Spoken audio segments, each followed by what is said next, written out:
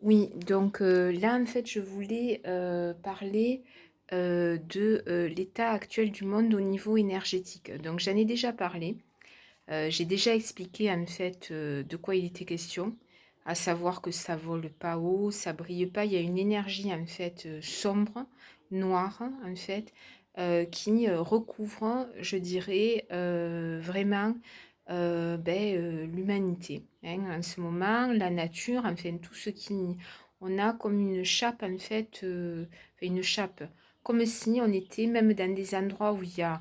On n'est pas à Paris, ou, vous voyez, ou dans des endroits, disons, relativement petits, mais bon, voilà, où il y a quand même de la circulation, il y a un peu de monde, il y a des voitures, il y a des choses comme ça. Donc là, en fait, en ce moment, les énergies sont vraiment sombres. Donc ça, c'est un lien avec plusieurs réalités. Moi, je le vois, hein, je me déplace, donc je vois vraiment de quoi il est question. Donc la première chose, en fait, qui crée ces énergies très sombres, c'est bien sûr la pollution physique, hein, enfin, la pollution, disons, des voitures, des... Vous voyez, ça, c'est clair. La deuxième chose qui crée, en fait, cette chape de plomb, et après, j'ai parlé de la partie, disons, spirituelle, hein. La deuxième chose, en fait, c'est quand il y a de la sécheresse et de la chaleur. Là, je dois dire que vraiment, autant, disons, il y a quelques années, de ce que je pouvais voir au niveau énergétique, quand il pleuvait pendant un certain temps, au bout d'un moment, disons, s'il se remettait après les pluies, s'il se remettait à faire chaud et sec, la nature restait propre pendant un moment. Or là, c'est difficilement le cas.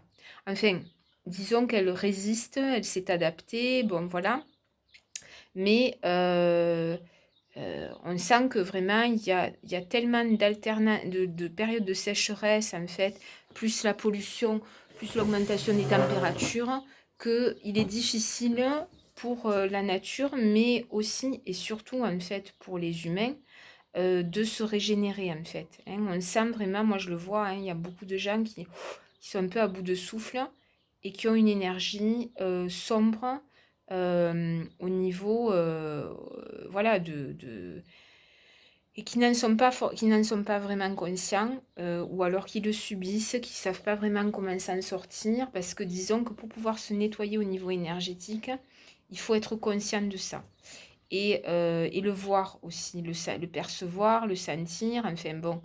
Et donc, disons que la perception énergétique, le fait d'être voilà, d'être sensitif à ce niveau-là et d'avoir la vision, c'est à la fois une possibilité de se nettoyer, de voir quand même quand on est encrassé, mais c'est aussi une réceptivité. Donc ça peut entraîner quand même des souffrances en fonction de comment on vit, mais aussi de ce qu'on peut voir.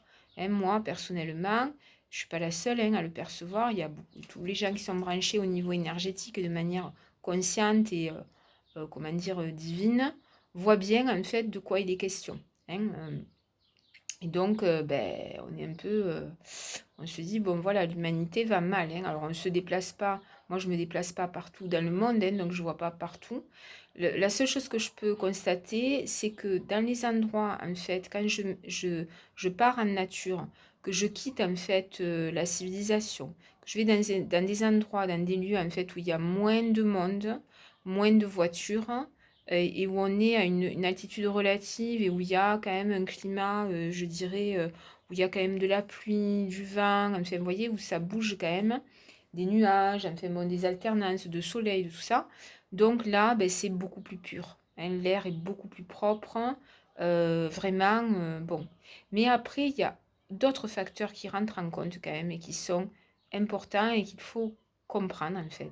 C'est que dans les endroits où il y a beaucoup de consumérisme, c'est-à-dire que ce soit des stations balnéaires ou des stations de ski, où, où vous savez, on est dans, ou même des villes, voilà, plus ou moins grandes villes, hein, même des villes de 50 000 habitants à peu près. Bon, il y a un problème en fait. Il y a beaucoup de problèmes en fait. Et ils se répercutent en fait dans les énergies du monde à l'heure actuelle. Donc ces problèmes-là, vous les connaissez, hein, le consumérisme. Donc ça déjà, le fait d'être dans la consommation, l'appât du gain, la volonté d'en avoir toujours plus, le fait de se gaver de nourriture, se gaver de cigarettes, se gaver d'alcool, de drogue, de commérage, de fréquentation superficielle, vouloir toujours être, comment dire, vouloir gagner le monde, hein, dans sa relation au monde, avec les autres, enfin voilà, tout ça en fait, ça crée des énergies qui sont pourries.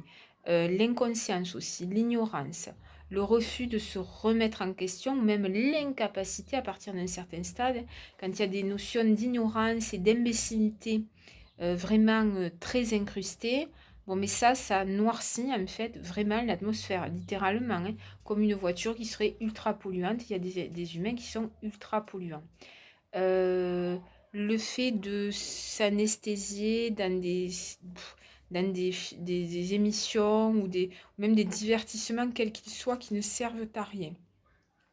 Le fait d'être matu vu aussi, dans la façon de se vêtir, tout ça, en fait, crée une pollution, en fait.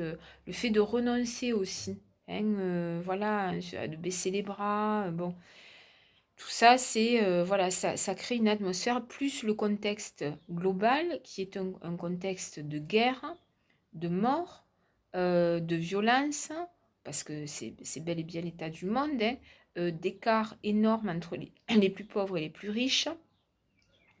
Le fait d'avoir aussi, ça a toujours existé, mais disons que là, on est vraiment dans une apothéose, hein. Le début d'ailleurs, que le début.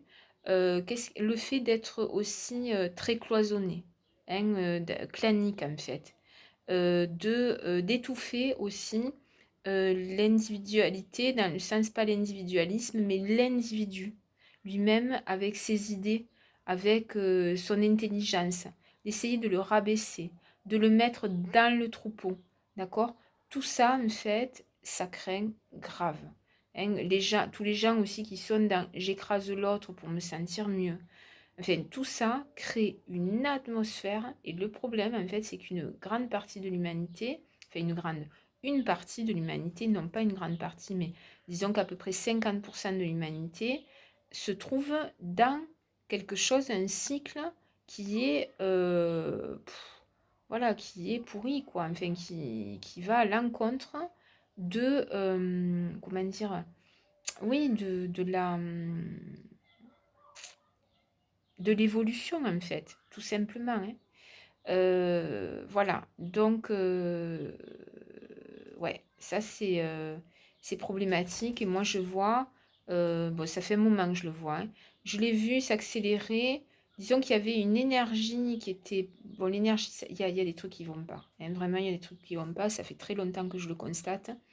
Mais disons que quand est-ce que j'ai commencé vraiment à voir que ça chutait en fait au niveau vibratoire, le monde terrestre, indépendamment de moi, les turbulences que je peux vivre, hein. Mais j'ai commencé à le voir vraiment, vraiment en s'accélérant, je dirais. Ça a commencé il y a à peu près 13 ans de ça. Mm. Et ouais. Donc avant ça, disons que c'était pas parfait, c'était loin d'être parfait, mais l'écart en fait entre, d'ailleurs on le voit, hein, c'est-à-dire que le reflet de l'état énergétique du monde est vraiment reflété par l'écart entre les riches et les pauvres. Le fait qu'il y ait une course à l'ultracapitalisme qui creuse des failles énormes entre les plus riches et les plus pauvres. Vous voyez, et ça va en s'accélérant en fait. De plus en plus de misère, de moins en moins de classes médium, des riches qui bâtissent des fortunes énormes. Et ça c'est le reflet vraiment de l'état vibratoire du monde. C'est-à-dire qu'un monde plus juste, c'est un monde où il y a une répartition quand même, hein, c'est pas une utopie, c'est vraiment une réalité.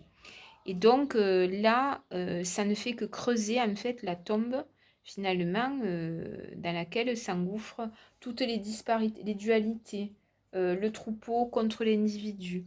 Voilà, tout ça en fait, c'est vraiment, ouais, ça crée. Et là, je dois dire que vraiment, j'en parle parce que bon, ça fait pas longtemps que j'en parle, hein, mais j'ai eu des moments de désespoir, enfin des moments de... Là, bon, disons que j'ai appris à faire ben, comme beaucoup de gens, hein, c'est-à-dire à faire preuve de résilience, à être en mode survie pour continuer à avancer. Mais vraiment, c'est pas beau, quoi, hein, c'est pas beau du tout. Et encore, nous, enfin, là où je suis, ben, moi, je suis pas en Ukraine, je suis pas sur la bande de Gaza, je suis pas dans des endroits où tout est dévasté, hein, c'est juste la France, mais disons que c'est pas beau à voir. Vraiment, c'est pas beau à voir. Et c'est pas forcément, disons que voilà, il n'y a pas des gens qui se tirent dessus à tous les coins de rue, mais il y a, il y a quelque chose qui va pas, quoi. L'ignorance est très grande, la noirceur est très grande. Les gens, en plus, ceux qui sont dans la masse, en fait, des 50% qui, voilà, qui, ben, il n'y a pas de réactivité, il y a aucun retour sur soi, aucune intelligence, en fait, vraiment aucune intelligence. Donc ça, c'est pas bon, quoi, c'est pas bon. Ouais. Mais bon, l'idée n'est pas d'être catastrophiste non plus. Mais c'est vraiment que on a ouais, une humanité qui craint, quoi. Vraiment qui craint et qui salit. Qui salit tout sur son passage et qui en a fait un métier et qui vit aussi sur le dos des autres. Enfin, il y a toute cette merde, en fait. Ouais, vraiment. Donc, alors comment, là, la deuxième partie, en fait, c'est comment se protéger, en fait, de ça. Donc moi, ce que j'ai pu constater, c'est que il y a en fait la première chose, mais moi je l'applique très peu, c'est l'hygiène alimentaire. Ouais. L'hygiène alimentaire, en fait, a un impact positif, c'est-à-dire que si vous fumez, que vous buvez, que vous mangez beaucoup de sucre, que vous utilisez de la junk food, ça va créer des failles, en fait, qui vont faire que ben, le taux bas vibratoire du monde va entrer en vous. D'accord?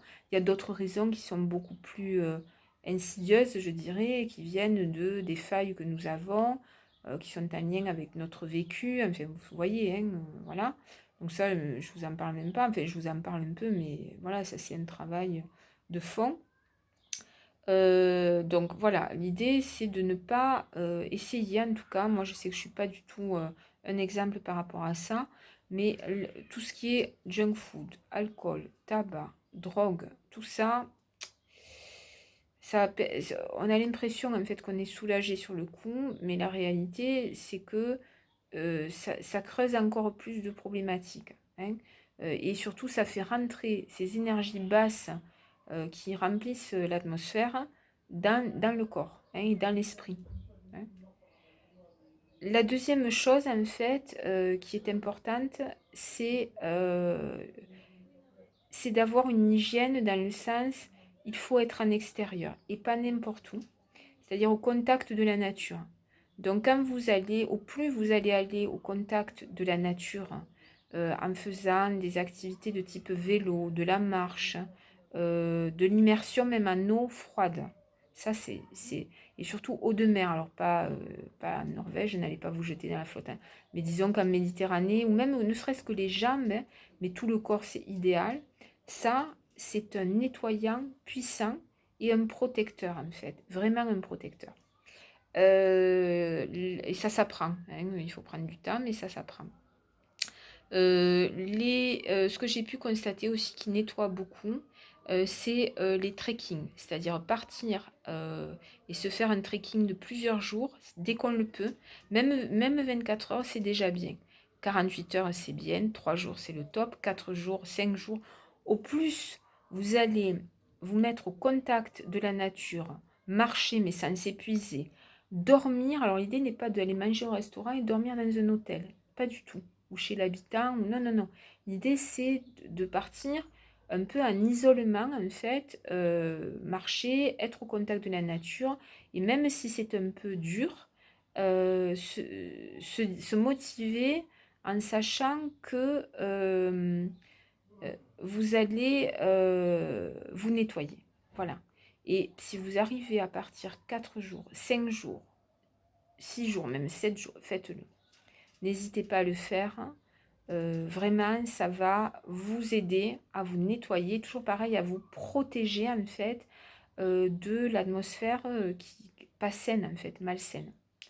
Qu'est-ce que j'ai pu voir d'autre? Bon, la prière quand même, ou la méditation, le recueillement, voilà. Le fait de partir s'immerger en nature ne signifie pas que vous deviez tous les jours marcher pendant 7 heures d'affilée. Non, pas du tout. Hein, vous pouvez prendre sur ce temps où vous partez en trekking, prendre des jours où vous allez être plus cool, plus tranquille. Le but étant de lâcher prise en fait, hein, et aussi voilà, de se protéger. Qu'est-ce que j'ai pu constater d'autre qui permet d'être nettoyer votre lieu de vie? Voilà, ça c'est important. Nettoyez-le, faites brûler des encens, euh, protégez l'endroit pour qu'il devienne un lieu au niveau vibratoire qui soit le plus protégé possible.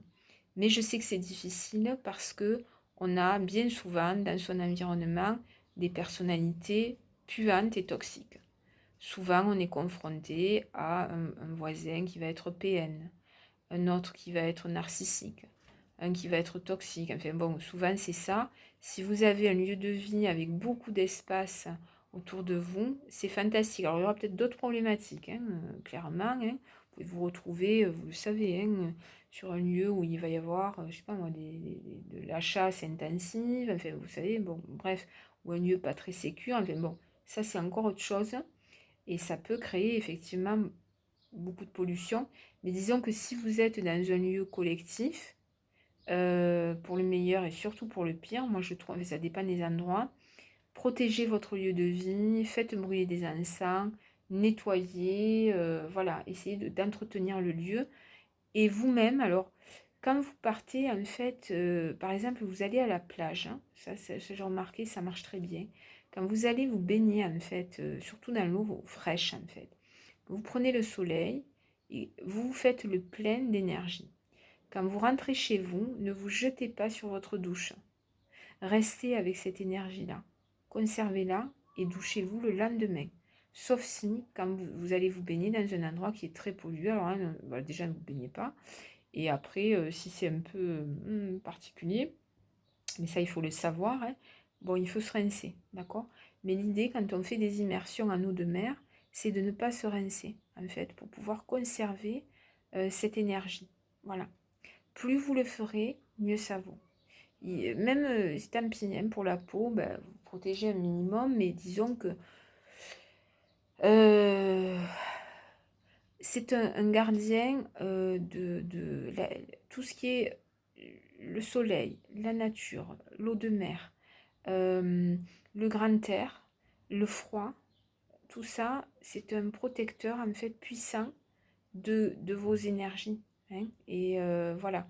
Et donc, votre maison, ben, vous déjà, vous rentrez dans votre lieu de vie. Si vous êtes nettoyé suffisamment, vous allez rayonner quelque chose, d'accord? Et après, ben, votre point de vie, ben, il suffira de l'harmoniser autour de vous. Mais vous êtes le cœur de votre lieu de vie. Voilà, vous en êtes le cœur. Quoi d'autre pour se protéger de toutes ces énergies c'est pas évident, hein, pas évident. Au niveau mental, évitez les gens toxiques. Hein, évitez, mais mettez-les en joue. C'est-à-dire que l'idée n'est pas d'être copain avec des salopards. Hein, sachez-le. Et puis il y a ce que j'appelle les sympathiques salopards. C'est-à-dire qu'ils sont euh, ils ont une apparence sympathique et sociable, etc. Mais la réalité, c'est que ce sont des enfoirés parce qu'ils n'ont aucun retour sur eux. Donc du coup, ils font le mal autour d'eux, et même ils s'en nourrissent, et même ils déversent leurs toxines en fait sur les autres.